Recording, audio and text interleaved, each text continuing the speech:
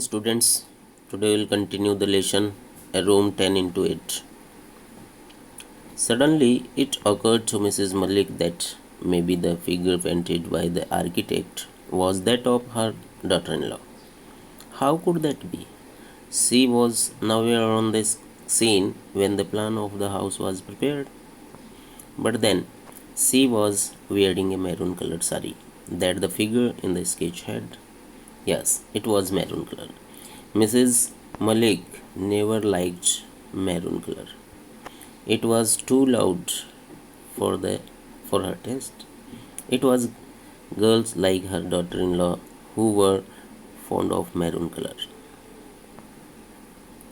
जैसे ही अचानक श्रीमती मलिक के दिमाग में ये बात आई कि हो सकता है ये जो पेंटिंग आर्किटेक्ट ने बनाई है हो सकता है उनकी बहू की हो।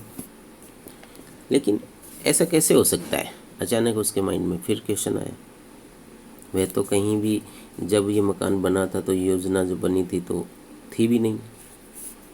लेकिन फिर भी जो कलर दिखाया गया है पिक्चर में वो गहरी लाल साड़ी पहने हुए, यह बहुत ही लाउड कलर है, गहरा लाल है।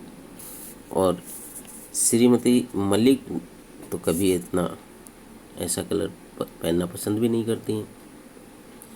सो उनकी पसंद के अकॉर्डिंग और उनकी एज के हिसाब से देखा जाए तो उनके लिए ये कलर ज़्यादा भड़कीला दिखाई पड़ता है। ये तो उनकी बहू जैसी जो लड़कियां थी जो गहरे लाल रंग की शौकीन होती थी उन्हीं के लिए ज़्यादा सूटेबल है। She can wear maroon, surely, said Mrs. Malik to herself. I wish she could also work as hard as I did. I had every brick of the house laid before my eyes. In the sun, the rain, and the rain. I stood on the side, supervising the construct from early in morning till late in the night. Many a time I have the mason with mortar and brick. Many time I haul the rubber pipe and spray water on the plastered wall. जल्दी ही उसको इस बात का आभास हो गया। हालांकि ठीक है, निश्चित रूप से ही वह गहरा लाल रंग पहन सकती है, लेकिन मन ही मन में जैसे सोचा उसने कि मैं चाहती हूँ कि वह मेरा जितना काम भी करे, मेहनत भी करे, जितनी मेहनत मैंने की है। और मैंने घर की प्रत्येक ईंट अपनी आंखों के सामने रखवाई, धूप और बारिश दोनों में। मैं खुद निर्माण स्थल पर जल्द सुबह पहुंचती थी और रात को देर तक देखरेख करने के लिए वहां खड़ी रहती थी। कई बार तो कारीगरों की मदद की थी, सीमेंट और मसाला ईंट वगैरह भी ढोई थी। और कई बार मैंने रबड़ के पाइप से उसको घसीटते हुए और प्लास्टर की गई दीवार पर छिड़काव भी किया। क्या ऐसा वो कर सकती? Then they reach the house. और इतने में ही वो घर पहुंच गई। His son draw the car straight to the porch and her daughter-in-law jumped out of it, and there she stood reclining against the marble pillar on the veranda, exactly the way the architect had painted the figure in the sketch. Mrs. Malik felt a wrench in her heart. Maybe the architect had mocked at her. अचानक उसको लगा, जैसे ही वो वहाँ घर पहुँचे, उनके पुत्र ने कार को सीधे पोर्च में ही पहुँचा दिया था, वहीं ले जाकर खड़ा किया। उनकी बहू कार से बाहर निकली, बरामदे में जो संगमरमर का पिलर लगा हुआ था वहाँ जाकर के खड़ी हुई, ठीक उसी तरह जैसे आर्किटेक्ट ने नक्शे में बना रखा था। श्रीमती मलिक ने दिल में अत्यधिक उदासीनता महसूस की उसको देख करके। हो सकता है आर्किटेक्ट ने उसके साथ मजाक कर दिया हो। Standing on veranda close to pillar, trying to cover her elaborate hairdo with the maroon colored sari, her daughter-in-law was giving instructions to the servant about the luggage in the taxi following the car. अब जब बरामदे में जाके खड़ी हुई उस समय वो अपने कलात्मक वालों के जो जुड़े थे और गहरे लाल रंग की जो साड़ी पहनी थी उसे ढकने का प्रयास करते हुए और नौकरों को टैक्सी से सामान उतारने का निर्देश दे रही थी। Then the luggage had been moved from the taxi, सामान उतार लिया गया। And they put on the lights, the taxi driver drove away after having been paid. Mrs. Malik was still sitting on the back seat of their car. She had a strange sink of sensation. तो जब सामान उतार लिया गया और taxi वाले को पैसे भी दे दिए गए और वो ले गया, श्रीमती मलिक अभी भी कार में पीछे वाली सीट पर बैठी थी और उन्हें एक अजीब सी बेहोशी की अनुभूति उस समय हो रही थी, सिंकिंग सेंसेशन में लग रही थी। Then her son and daughter-in-law entered the house. They put on the light one by one, and every room was lit up. Mrs. Malik looked on wide-eyed, still sitting in the back seat of her car. In the excitement, nobody seemed to have remembered to open the door for her the way it was done. फिर उनका पुत्र और वो जो पुत्रवधू थी दोनों अंदर चले गए। उन्होंने एक के बाद एक के बल्ब जला दिए, प्रत्येक कमरे में रोशनी हो गई। श्रीमती मलिक अभी भी कार की पिछली सीट पर बैठी हुई आंखें फाड़ कर देख रही थी कि उसको भी कोई उतारे यहाँ से। लगता है कि उत्तेजना के माहौल में किसी ने भी कार का दरवाज़ा उनकी खोला नहीं और वो अपनी गाड़ी में ही बैठी रही। Then suddenly her son thought of his mother. He ran to the porch and open the door of the car.